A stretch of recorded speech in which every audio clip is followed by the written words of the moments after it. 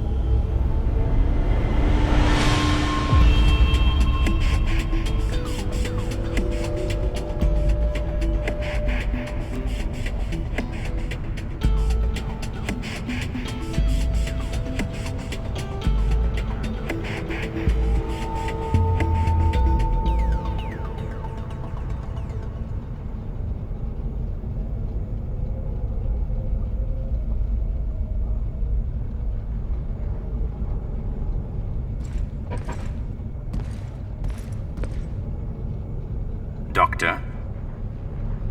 How are you feeling? There's 2,000 people facing certain death right now. Unless we help them, my feelings are not a priority. That may be true, Doctor, but these people's well-being happens to depend on yours. I'm fine. Just give me an update about the situation in here. The Human Activity Monitor shows a 4.30% drop over the course of your surgery. So, that's 87 more people who potentially went missing. We need to hurry. Be that as it may, Doctor, we still need to test your implants before we proceed. Fine, let's just get it over with.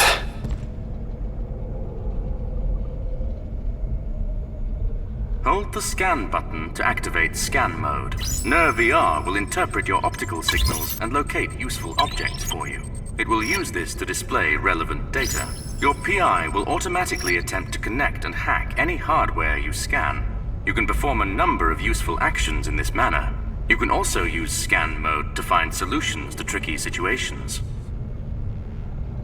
I see that your NER-VR 2.0 interface is now online. Your condition is acceptable, which means we can proceed with the mission. Is Neil still near the secondary entrance?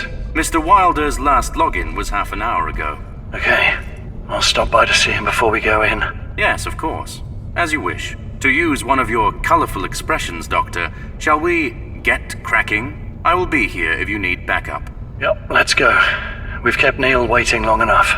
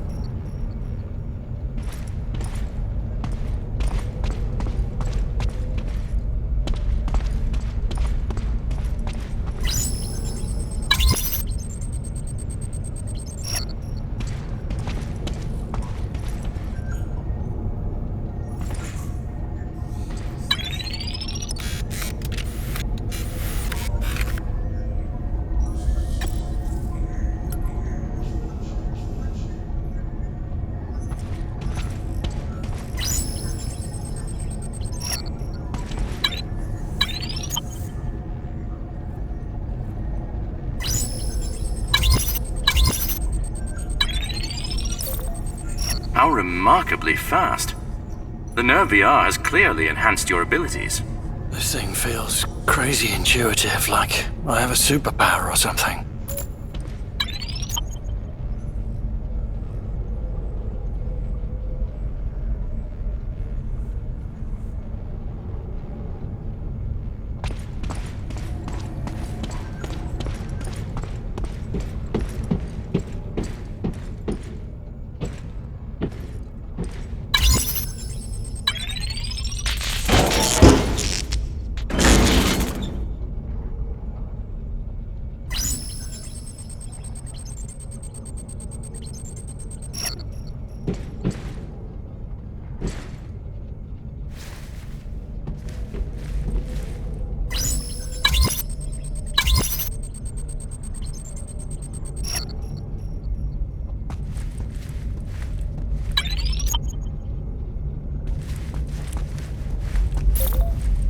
Doctor, this elevator appears out of order. However, you can simply get close to the edge and jump over. Do not worry about the drop. Your suit will protect you.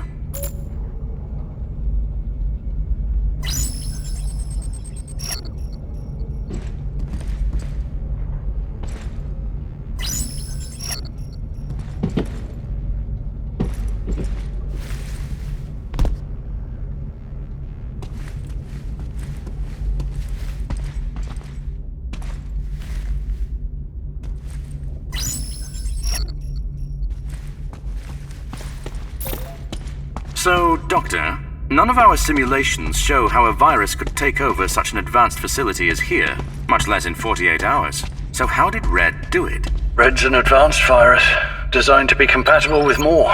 That's all we know. How does it work? Who built it? How's it so effective? I don't have the answers to any of those questions yet, but it's endangering the lives of the world's greatest scientists by locking them up in here and messing with the life support system. So, we're going to have to save them. Nothing else matters. Of course. I will help the best I can.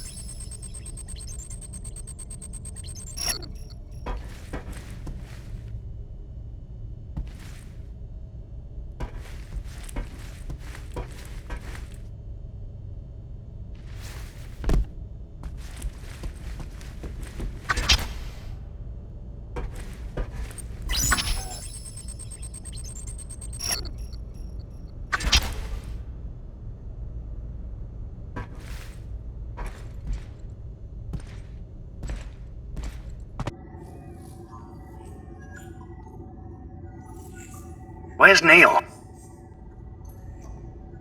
Why would he leave? I told him it's safer to stay put and wait. I cannot reach him through his PI either. Do you think he is in danger, Doctor? Hope not.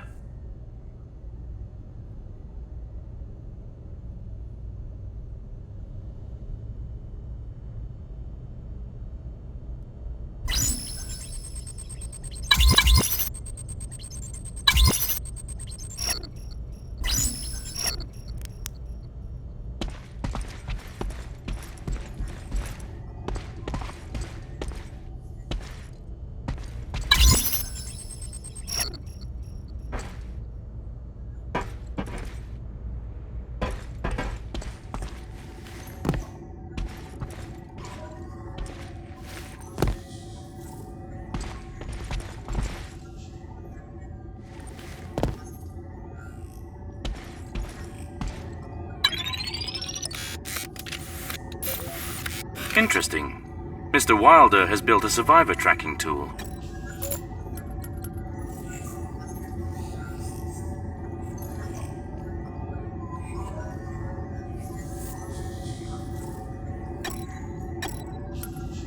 Doctor, may I ask, where are we going?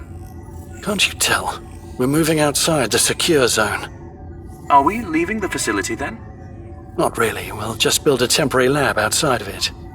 Ah, I understand. You want to study Red from a safe distance. That's right. He has a giant air-gapped Faraday cage. Once outside the secure zone, the Red virus won't be able to reach us through a wireless signal. That means no risk of contamination, no matter how bad the infection is inside here. I suppose this lab will also be inaccessible to genies? Good guess, old friend. Without human assistance, the genies are incapable of reaching the lab. What about the old security terminals? Are those not hardwired into the facility? Yes, which means they'll provide me with a back door into the system. They're incompatible with the Moore operating platform, so they should be safe from Red. Should, Doctor? That they are. Dr. Liu's research log, entry 2. This is now hour 42 of the Red contamination of his systems. I've finally managed to crack Red's encrypted payload, which means I was able to perform some sandbox testing. The results are, well, Red is a magnificent piece of code. I can't match the virus's morphology to anything I've ever seen. Not only is it compatible with Moore, which is an incredible feat in itself, but it can employ an optimized metacloud routine to successfully compete with Moore for network resources. As such, I have to assume it can develop its own learning algorithms, the way Moore does. Red's punching straight through Moore's defenses and consuming its processing power at an exponential rate. And just like a biological virus, its generational mutations allow it to quickly adapt and evolve in the presence of novel countermeasures. I'm letting myself get poetic here. I need to stick to the scientific facts. So, to put it in less dramatic terms, Red's using machine learning to take over Moore's systems and seclude them for its own purpose. It's not much to go with, but it's given me an idea on how to stop it. I need to do some more research. Dr. Liu's research log, hour 46 of the Red infection. Oz and I have been developing an antivirus program to combat Red's permissions in order to wall it off. Program's perhaps the wrong term. It's not a simple matter of scanning RAM for Red's signature. What this code actually does is upgrade Moore's anti-intrusion routines so it can identify Red and dynamically restrict it. That means we don't need to scan every single microchip or processor in here. The infection can be eliminated by Moore itself. The closest analogy in biological terms is introducing an antigen in the system's bloodstream to let the body build its own antibodies. We're boosting Moore's immune system. That's why I'm calling this the Red Serum. My best move is to upload this serum straight into Moore's core servers. Moore's gonna need all the processing power it can get to fight off the Red infection, so better to inoculate its core processors right away.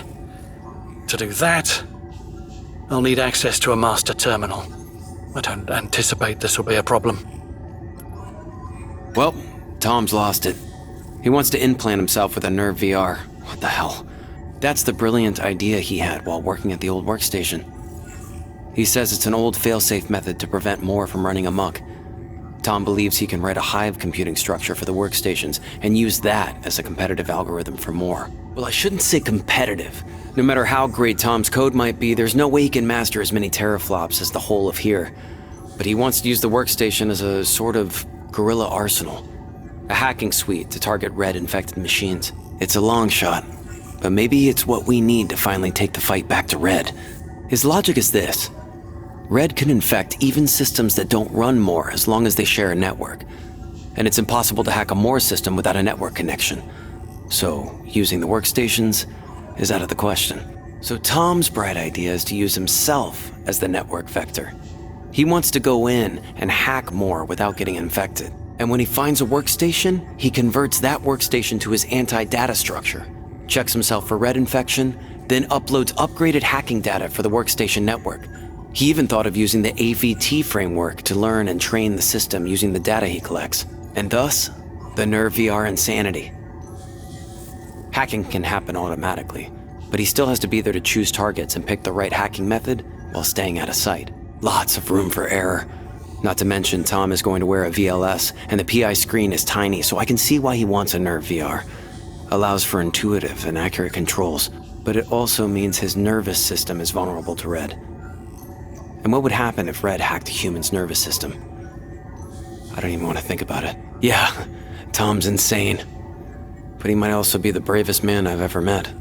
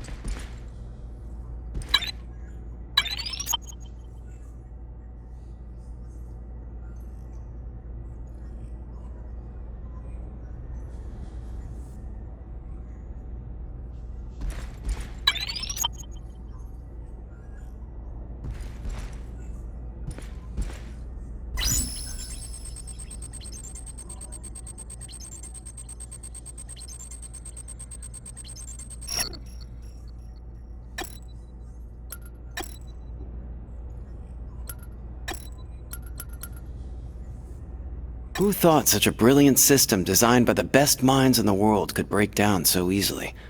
Talk about hubris. So the tripwires we put in place for more just never popped. Red just locked all the doors and turned off the AC, and we were never the wiser. And since we built this damn place to be unbreachable, well, good luck hacking any of the door locks. Not to mention we're facing the whole of Moore's computing power and clever algorithms. Good thing, though, is that I have a signal disruptor in my room, and I had the presence of mind to disconnect its jamming module from Moore so I can use it to deactivate the door lock system. I got outside my room, and I saw Tom rushing towards me. The smart bastard hacked his way out as well and had come to save me. We both figured a virus of some sort was taking over the system, which means we should move to the R&D center. Only logical place we could fight back from. This place has cutting-edge processors, and even better, they're all running on a separate network and on an archaic OS. We tried to go get Annabelle and bring her with us, but she's not in her room. And with all the locks around, it's hard to look for her. So Tom made the call, and we just moved the core crew to R&D. Another thing is, we had to avoid individuals with Nerve VR implants. Since those things run more subroutines, it means they could also be infected. What a horrible, horrible thing to think about.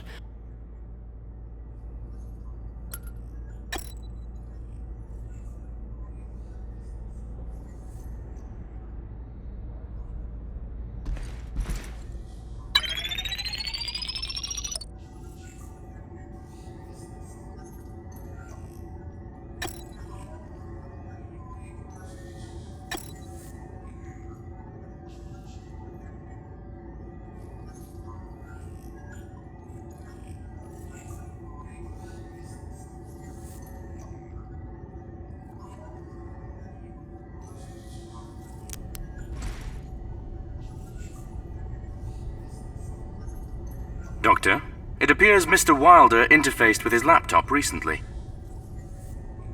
Let me see. He watched a video. Did he do anything else? There is a network log entry after the video, but it appears corrupted. Show me the video.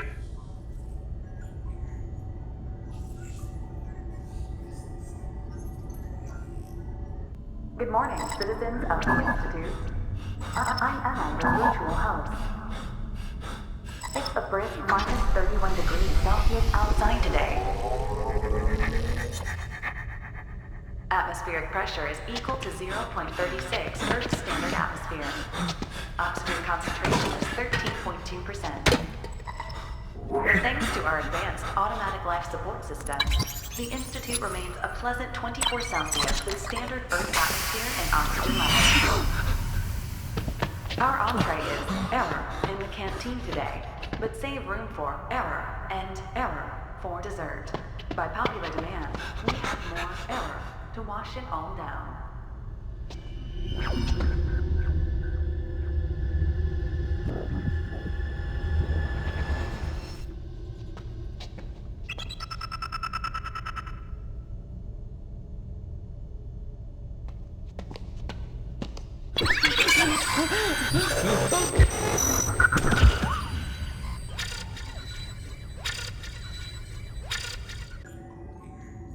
This was captured from a Nerve VR live feed half an hour ago.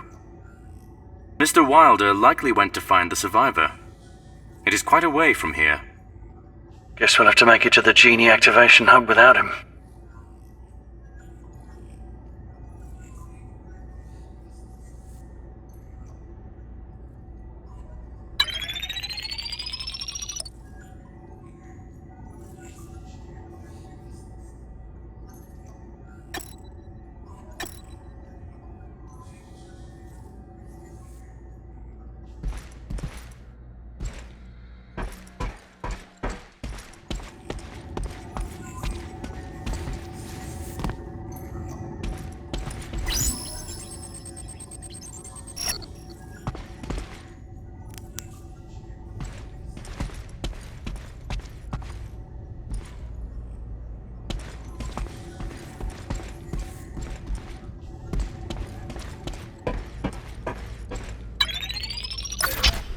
We made it inside. That is a favorable outcome. You will now need to take the elevator back to the facility.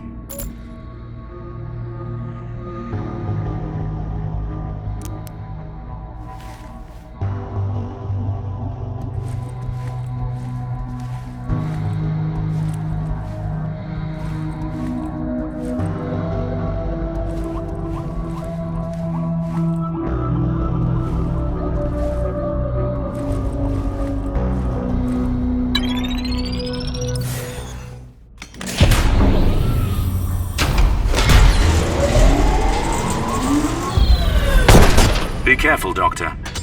The whole circuit appears to be out of commission. You will need access to the control room if you are to restore power.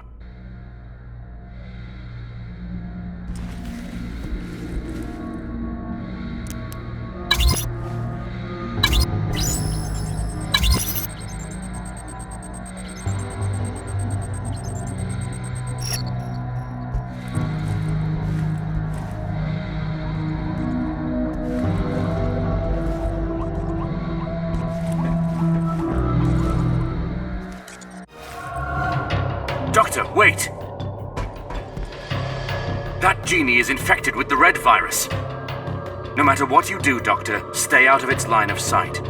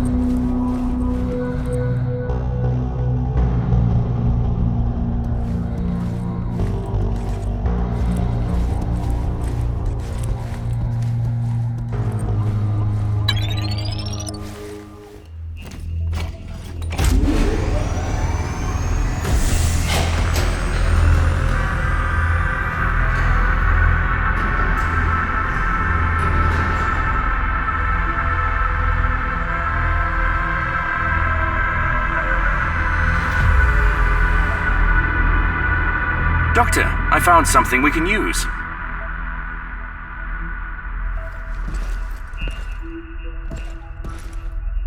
If you boost the power of this E-grabber, you could use it to trigger a localized EMP discharge that would disable genies up close. That's some nice lateral thinking, Oz. I'm impressed.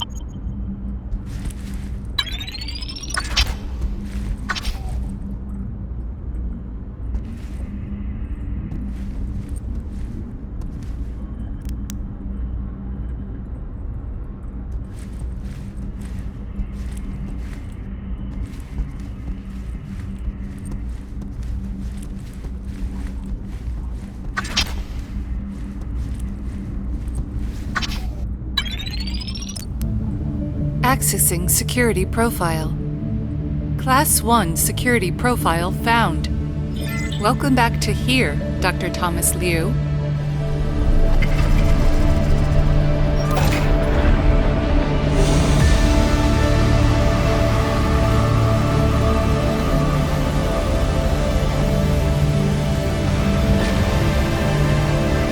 The Heuristic Emergency Response Environment, or HERE, has gathered over 2,000 of the world's greatest minds to shape its evolution. All of them are working in concert to forge humanity's brightest possible tomorrow. The future is here. The future of humanity is distinctly lacking in humans so far. An accurate statement, Doctor. Nevertheless, you should be able to access the genie activation hub from here. I'm bound to bump into more rogue genies along the way too. It's time I upgraded my arsenal. Can you patch me through to R&D? Of course. I found a working terminal in a nearby dispatch center. I recommend searching for survivors along the way. Additionally, I have found an old security workstation right next to the dispatch center. Here is counting on you, Doctor.